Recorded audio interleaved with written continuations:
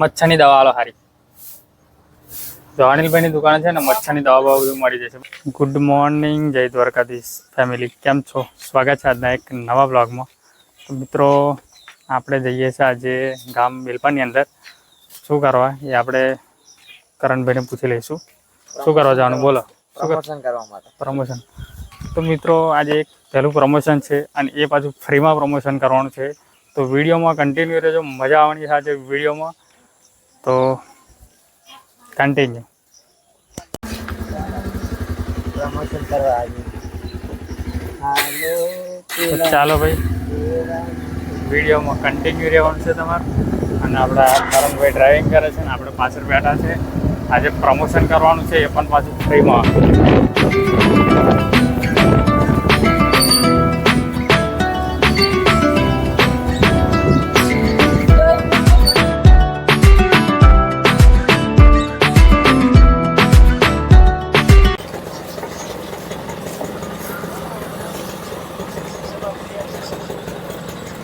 મિત્રો હવા ભરાઈ જાય છે, જોઈ લો તમે.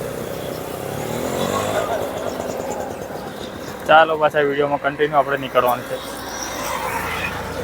ફાઇનલી મિત્રો અમે લોકો પહોંચી ગયા છે. આ હાઈવે છે બોરસદથી પાદરાવાળો અને ગામ બિલપાની અંદર બાપ્પા સીતારામ સેવાશ્રમની બાજુમાં મહાદેવ નાસ્તા હાઉસ. ત્યાં આગળ એક નંબરના ભજીયા બનાવે છે અને વરસાદ પડે ને એટલે મિત્રો જોવાનું નહીં તમારે. તો ચાલો વિડીયોમાં કન્ટિન્યુ રહેજો, હું તમને આગળ બતાવતો રહીશ.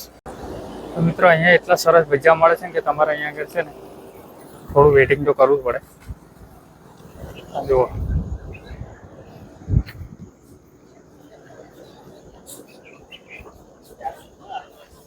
તો મિત્રો અમારે જે રીલ શૂટ કરવાની હતી એ પણ થઈ ગઈ છે. અને તમે જોઈ રહ્યા છો આ મહાદેવ નાસ્તા હાઉસ જે આવેલું છે બોરસદથી પાદરા હાઈવે પર અને બાપા સીતારામના આશ્રમની બાજુમાં આવેલું છે. તમે જોઈ રહ્યા છો.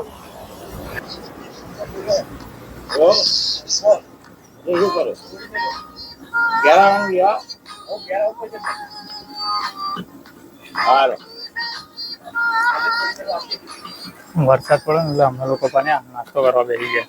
હું ને કરણભાઈ.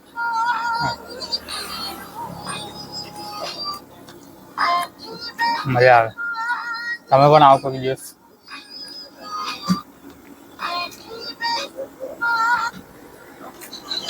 ફાઇનલી મિત્રો અમારું કામ પતી ગયું છે. હું આવ્યો છું અનિલભાઈની દુકાન પર.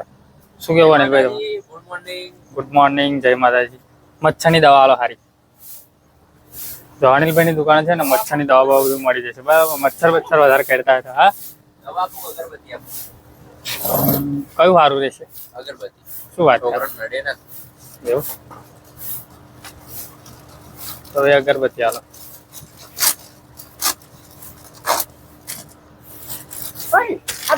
તો મિત્રો આ રીતની અગરબત્તી છે.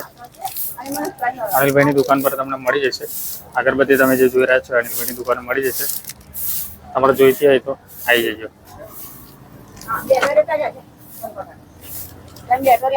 કેટલા વાળી છે? મૂકી દીધી?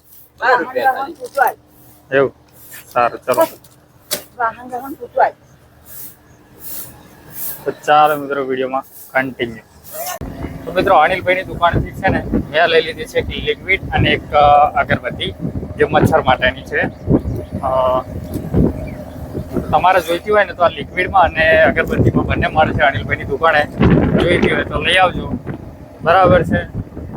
ચાલો હવે અમે જઈએ છીએ સીધા ઘરે. તો ફાઇનલી મિત્રો છે ને રસ્તામાંથી જતો હતો ઘરે ને યાદ આવ્યું અચાનક કે આંગણવાડીમાંથી પડીકા લેવાના છે.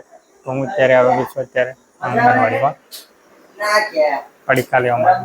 પેકેટ આવે ને એ જો બેઠા.